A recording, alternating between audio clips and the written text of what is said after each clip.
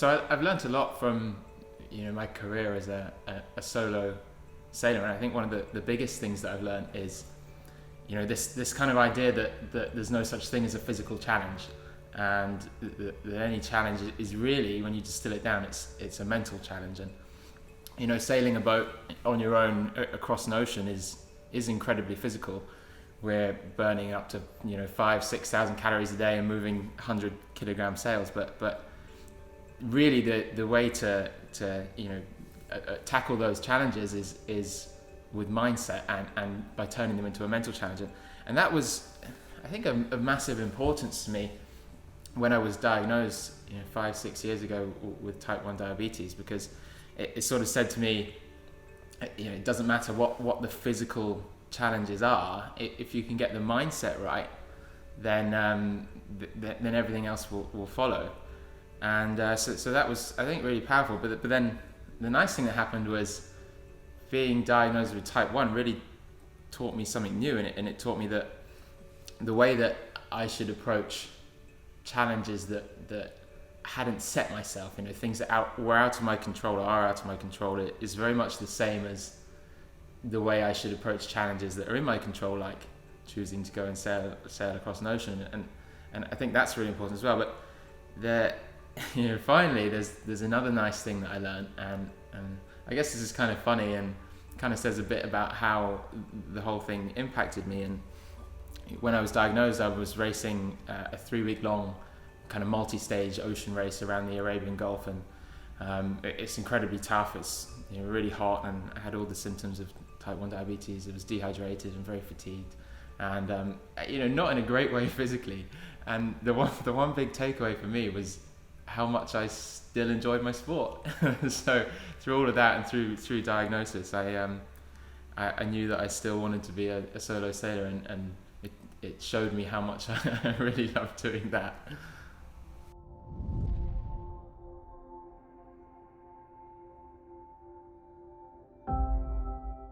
Yeah, solo sailing is kind of the epitome of being isolated.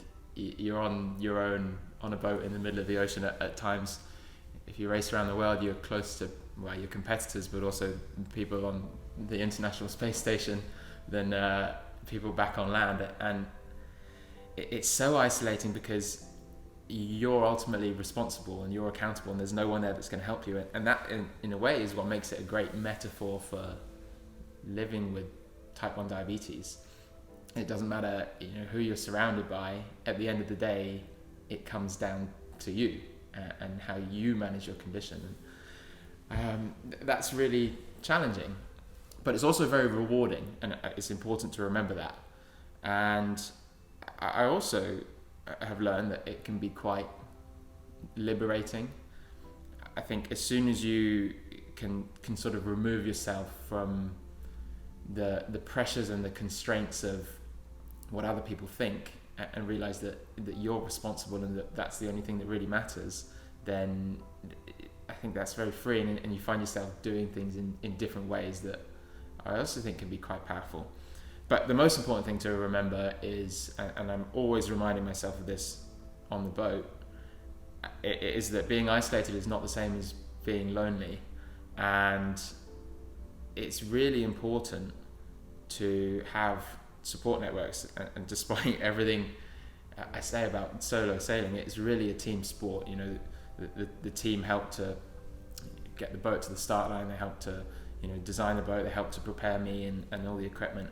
But most importantly, they're there when you're racing. They're there when I'm racing, and I know that they're there supporting me. And if I have any challenges, even though technically I'm unassisted, I'm allowed to ring them up, and I'm allowed to talk through my problems. I'm allowed to bounce ideas off them, and the power of that is unquantifiable. And it's the same living with type 1.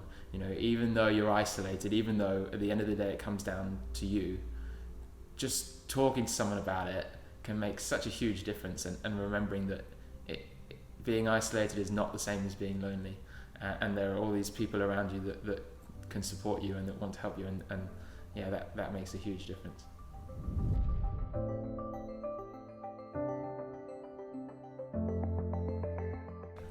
I don't think being diagnosed with type 1 has really changed my approach to overcoming emotional challenges, but it's certainly made me a lot better at it, and there's obvious reasons why. And I think overcoming emotions is incredibly important. I think that's how you make yourself resilient. If you can overcome and manage your emotions in a situation, your emotional response, then you can have a rational reaction, and then you can bounce back stronger.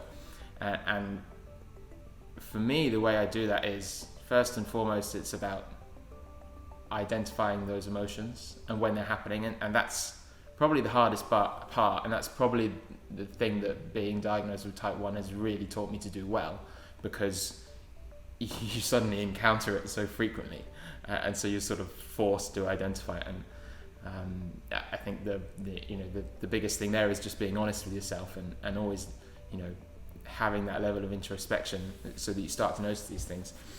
And then the second stage is, of course, knowing how to deal with those emotions once you've identified that you're experiencing with them, and that's a very individual thing, and I think it's something that you learn to do over time, and the way you deal with different emotions is slightly different, but once you've identified that they're happening, then you can start that process, and actually that's almost the easy bit. When I'm racing, for example, and we're racing boats that are designed and built to the limit of technology, and then we take them into a big unpredictable environment with waves and weather systems, and so things break all the time. And certainly when I was younger in my career, when things break, you have a strong emotional reaction, because suddenly you feel like, at the very least, you're uncompetitive, and how do you come back and still do well in a race, and at the very worst, it can become a critical situation. And so what I taught myself to do was to just put those emotions to one side, and to focus on the problem and to solve the problem. And by the time I've done that, I have all the information that I need, and I can then make a rational decision about whether I could reasonably be back in the race or not. And so that's an example for me of one way that I deal with an emotional response and turn that into something rational, and then bounce back from it. And yeah, certainly living with type 1 diabetes has made me a lot better at doing that.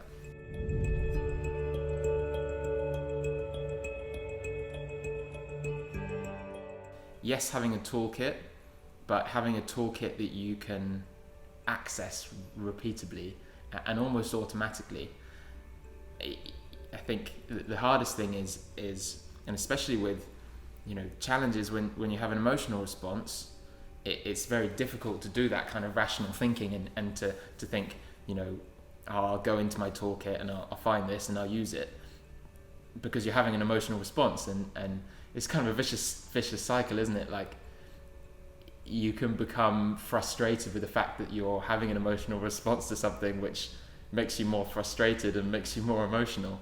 So the really important thing, I think, is making sure the toolkit is accessible in a way that it just happens, and that's, you do that by building up those tools, making sure that you're always doing the same thing, and that you practice them, and then over a period of time it does happen automatically.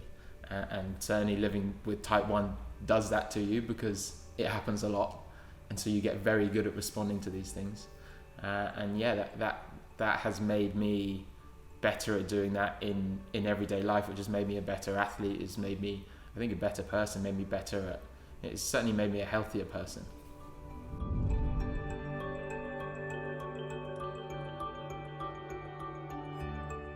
They're usually small things, and they can be quite counterintuitive, which I think is what makes it hard, because even though they're small things, you can maybe feel like you don't allow yourself to do them, and that is especially apparent for me on the race course. So when I'm racing, I feel like I need to be paying attention to the boat the whole time, and pushing it 100%. And the reality is, if you're racing for weeks on end and pushing yourself to the limit, you physically but mentally you just can't sustain it. And so I find myself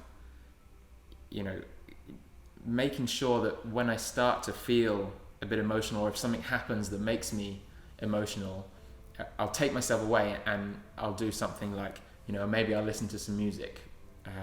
I think the biggest one I do is probably, and we have amazing comm systems on the boats nowadays, so I have satellite communications with land, is I'll WhatsApp a friend, and I'll maybe take 10 minutes to have a quick chat with a friend or to listen to some music, and even though I'm not paying attention to the boat in that instant, the way that helps me to recover, and the way that refreshes me, and the way that helps me to resolve whatever emotions I'm feeling has outweighs that the negative impact of having that time out by 100 times. And so it's the small things that seem small but can have a huge impact that I think are the best way to do it.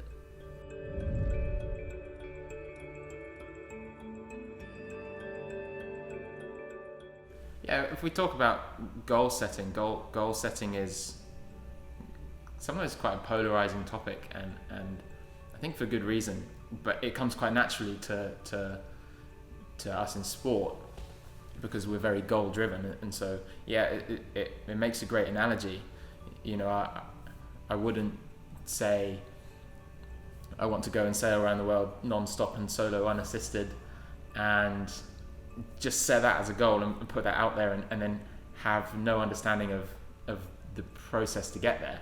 And so it's very important to make goals that are relatable and tangible, and to know what the process is, and how does this apply to living with type 1? Well, what's the goal of type 1? That there's no end point that you're trying to reach for, and so really it's the same, because it feels like a goal that's so far away or that's non-existent, and so you have to really focus on the small steps. And it's kind of a common saying would be to not worry about the goal but to enjoy the process, and I'm not sure I totally agree with that, because it's impossible to always enjoy the process.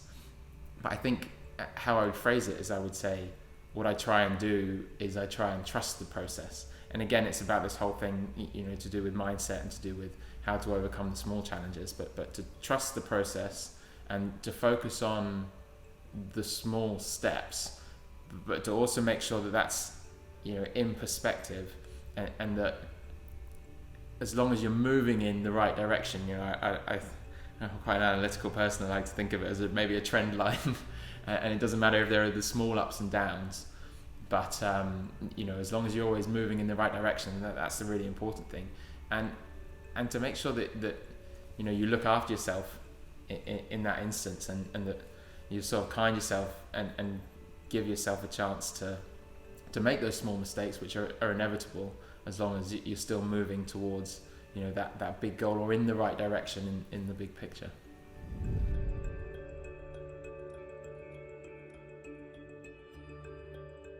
I think what I've learned over the years is that challenge is often accompanied by uncertainty, and there's a famous quote that I really like by Margaret Drabble, famous author, which says, "If nothing is certain, then everything is possible." And what that does for me is it kind of epitomizes this idea that it doesn't matter what the challenge is. If you can get the right mindset, then you can solve the problem, and everything else follows. And it says to me, this is the challenge, but what's the opportunity? What's the silver lining? What can I learn? What is going through this challenge going to teach me or going to give me, or what can I make happen? And I think that helps me to change my mindset. In the instance, just reminding myself how important it is to do that, and how to do that, and to be able to see beyond the challenge that's directly in front of you.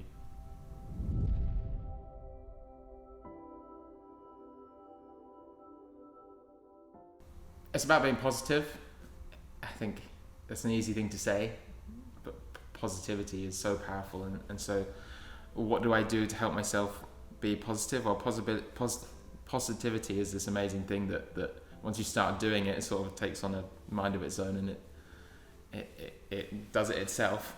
But there are still moments when you need to take yourself back to that place. And so for me, a very powerful word is gratitude, being grateful for everything I have, even when I'm struggling to be positive. And I sometimes do that in a funny way where I remind myself what I'm doing, and I help to remind myself that what I'm doing is cool. So whether that's being in the middle of an ocean on a boat, which I think is really cool but not very relatable to, or whether it's managing type 1 diabetes and being effectively my own pancreas, or having these amazing machines and sensors that we wouldn't have had not that long ago, and how cool I think that is.